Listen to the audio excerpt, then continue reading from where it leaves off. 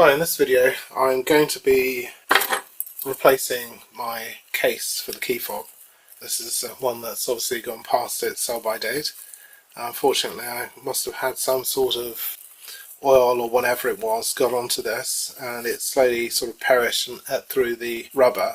It's sort of been held together in this rather sad way. So what I need is a new case of the same type. This is a Rover case.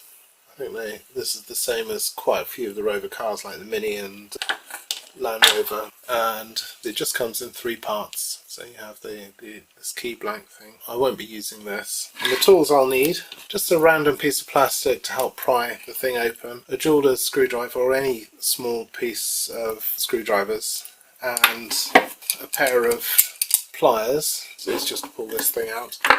And finally, a piece of paper, really, which is there to stop this thing marking. Let's start by taking this thing.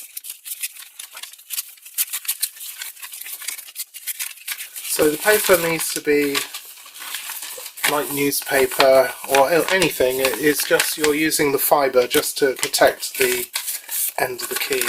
I'll just thicken it up by folding it, and then I shall put the pliers on, and hopefully it should come out.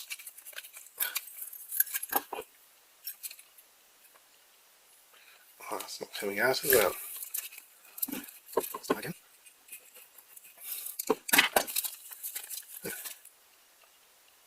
Got me with that. Okay, well, let's not do that right now then. Let's see if we can get this thing out. Let me take that key fob off. It doesn't need a key fob. And we shall, it's just falling to pieces. So we'll take this thing out. So it's from the back. I'll just start the thing off, and then I'll use this piece of plastic this random piece of plastic to help separate the thing on both sides. That should come away. Now there's an important thing here. Let me see if I can add a little bit more light.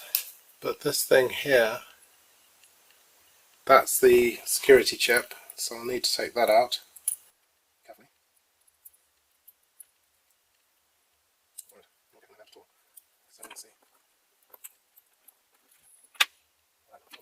I'm going to use a really small jeweler's driver for this.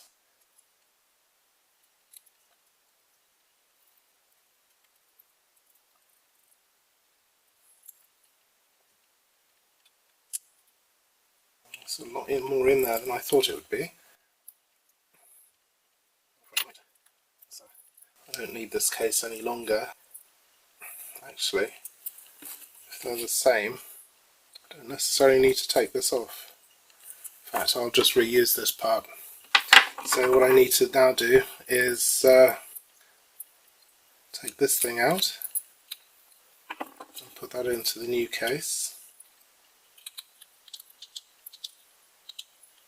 Make sure it sits, which it doesn't seem to be. And we'll close this, see if this closes.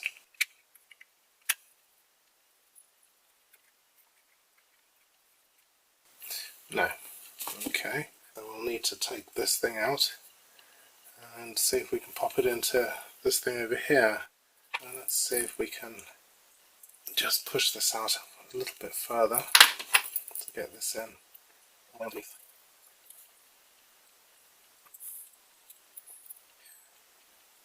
Why is it every time I'm wiggling it out I'm pushing it back in again?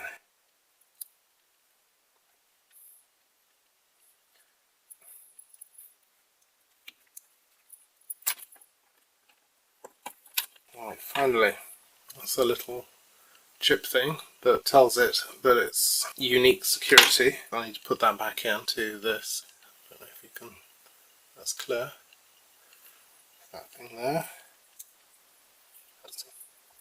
And then we'll put this onto this.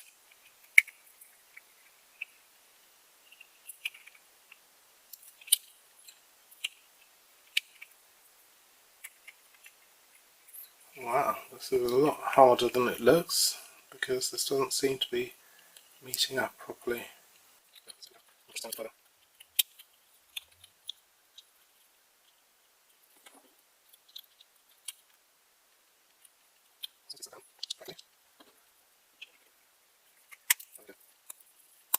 Alright, okay, so just test the light. Doesn't have the nice feel that the old one used to.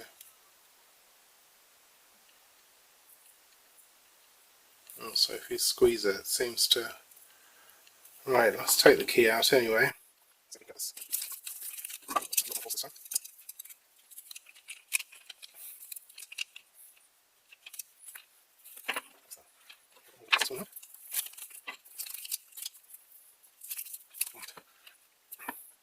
Seems to be well and truly stuck in there.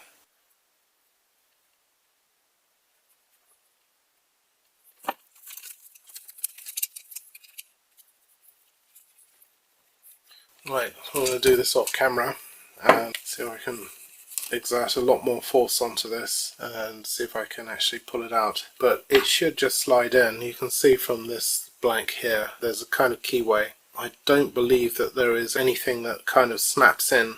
Well, it probably does, but it's in there quite tightly. But this one doesn't look like there's anything particularly special other than the fact that it's a tight fit.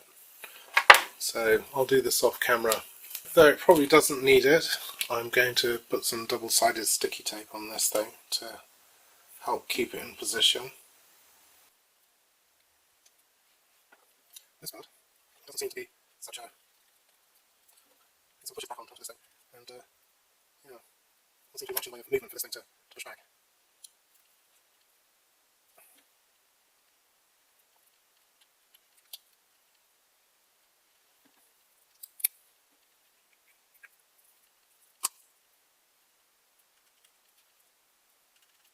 So that's got a nice click to it. But this side doesn't work at all now.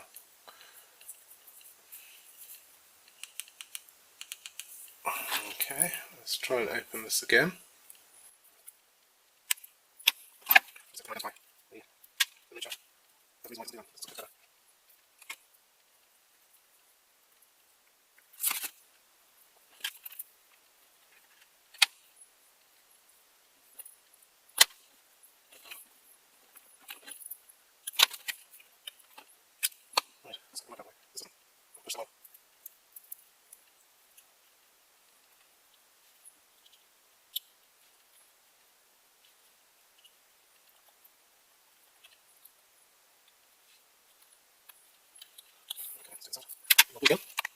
Right, looking at this one here, the original, in there you can see there's no lugs or anything like that.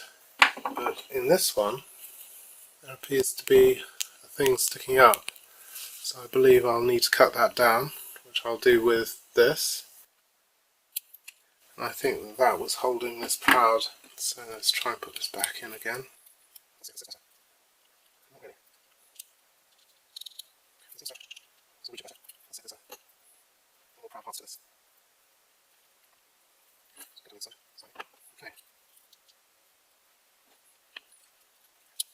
Just doesn't fit as neatly into this like this did. Sort of fitted quite nicely here.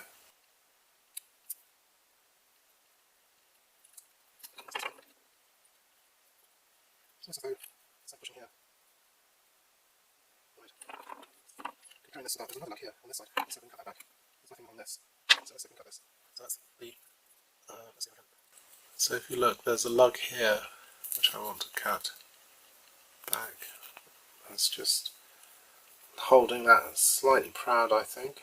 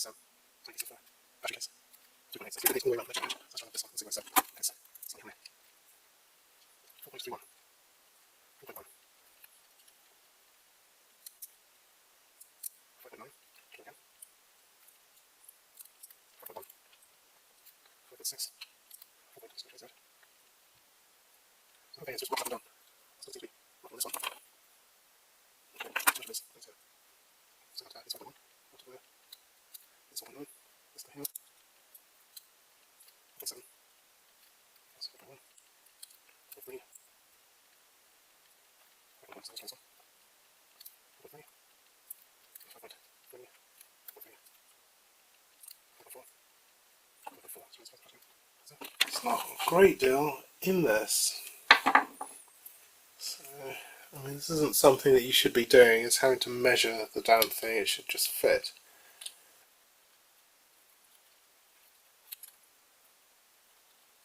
It's like it's just not fitting at the front.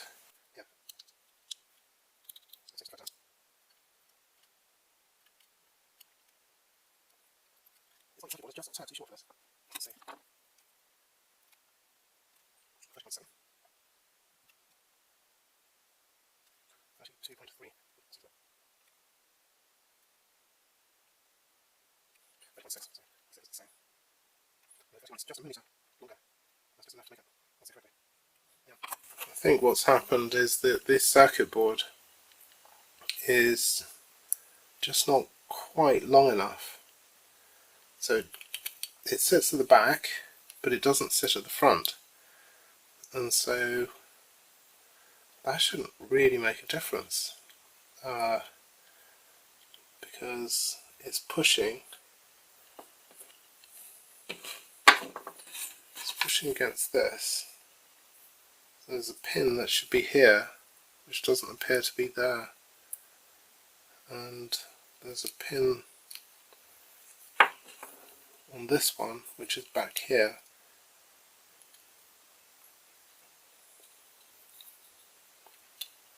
That locates into this one.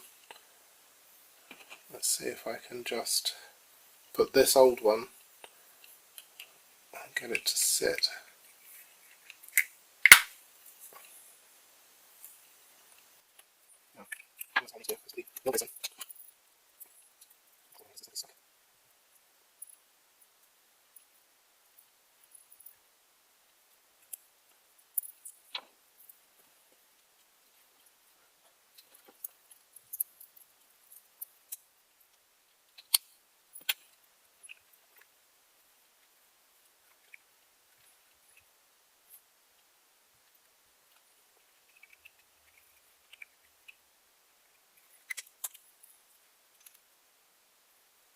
Yeah, that seems to be leaking on this all the way down.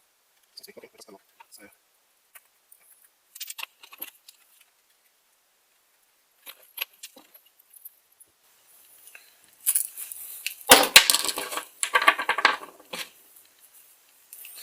there's me thinking this would be nice and simple. Just goes to show how wrong you can be. So I'm going to have to build this thing up.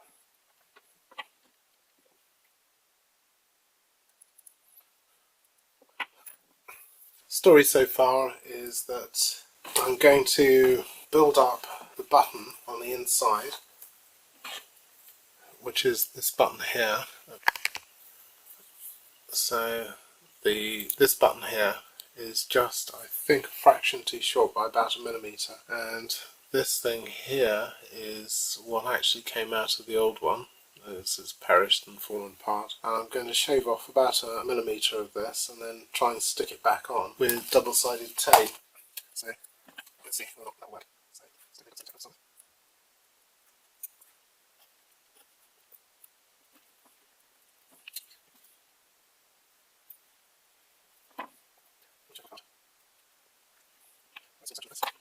Let's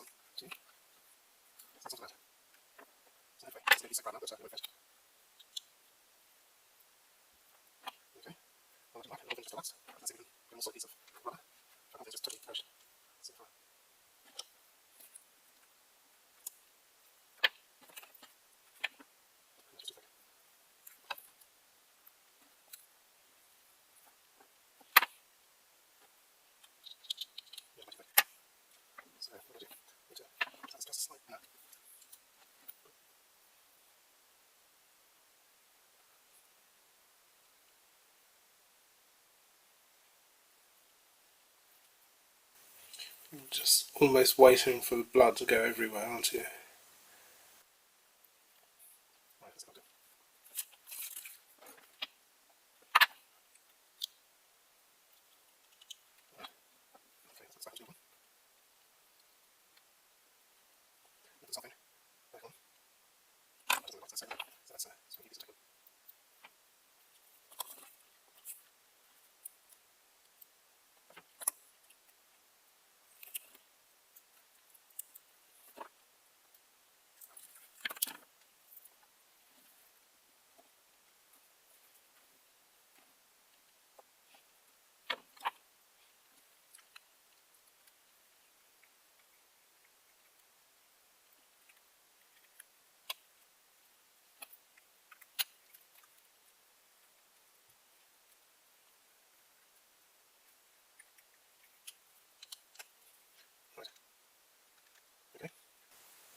So this still doesn't work.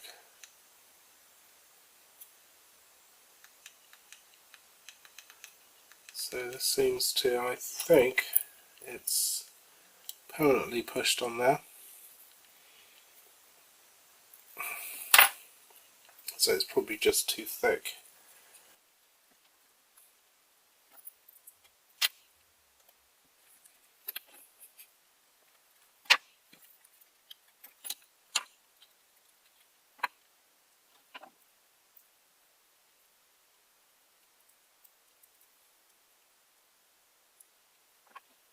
Right, well that tells me that this is too thick, so I still need to shave off some.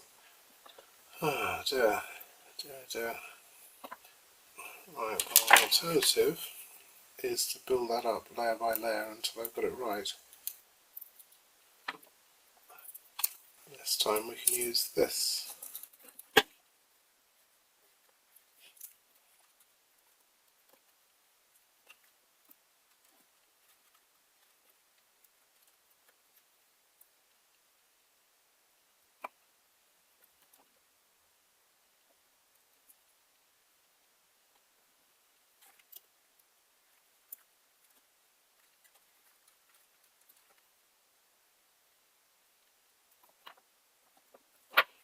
Let's put that fraction. Let's take this out.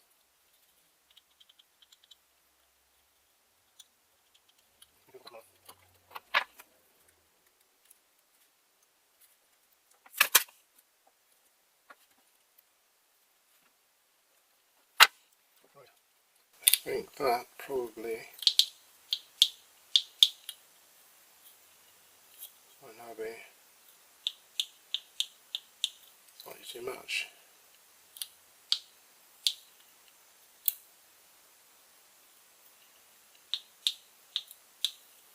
So it's certainly pressing in, so let's just see if we can close this now without it being continually on.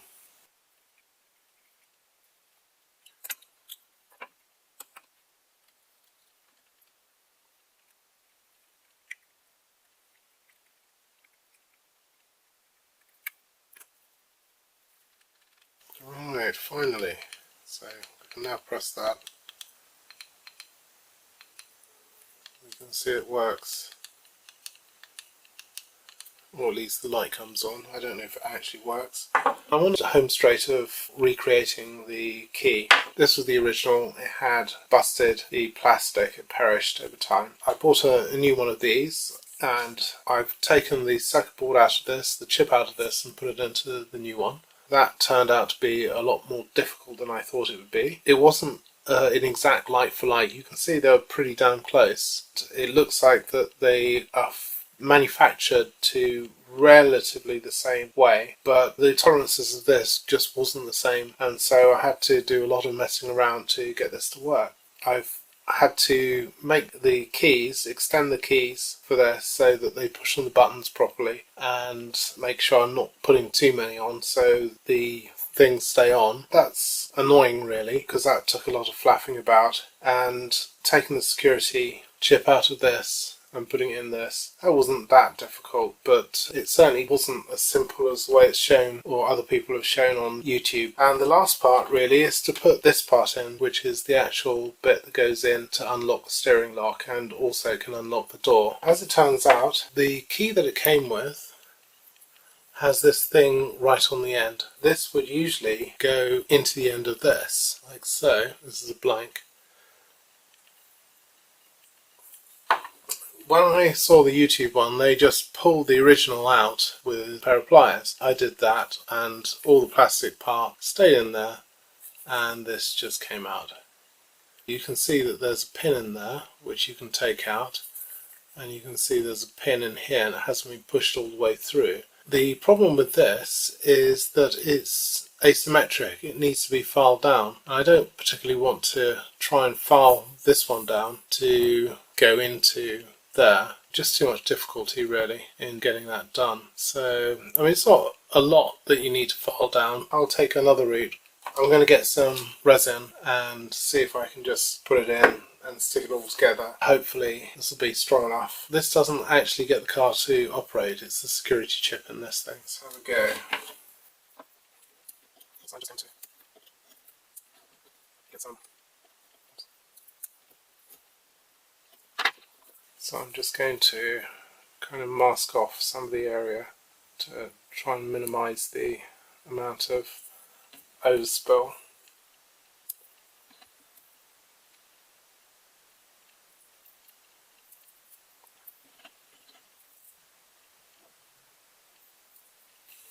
Right, so that's masking the end. All I've done is just put these things on the end there. So let's see if I can mix this.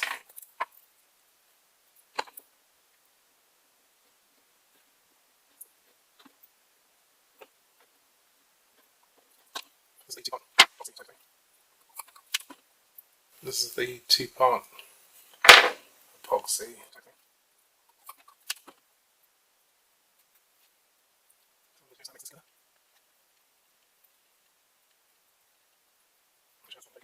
And some of that's just stiff, so I'm going to stick that there and do that again.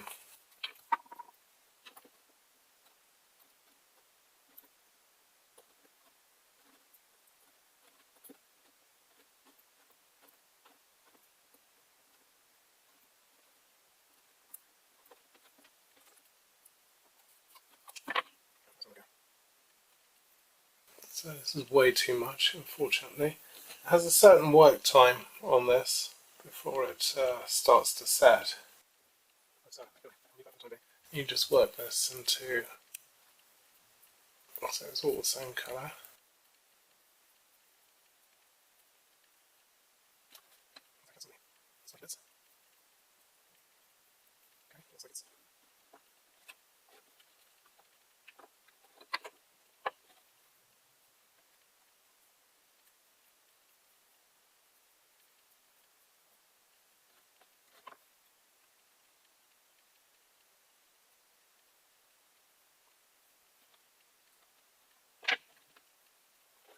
I'm just going to get this and push it in.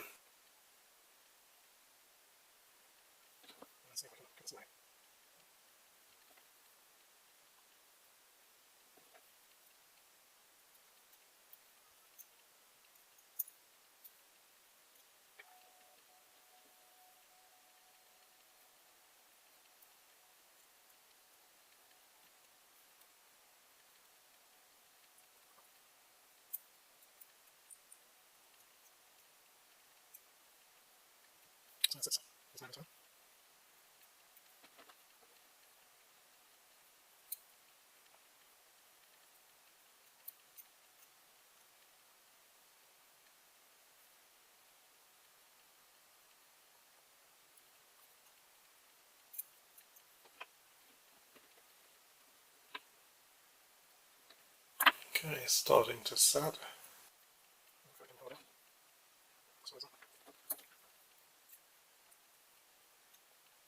I'm going to just pull this stuff away.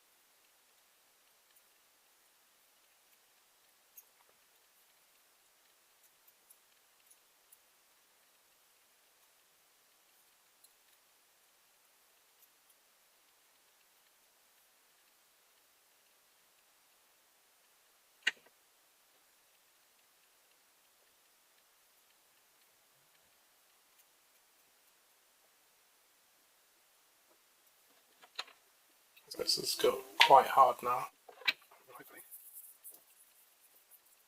You can take some needle files.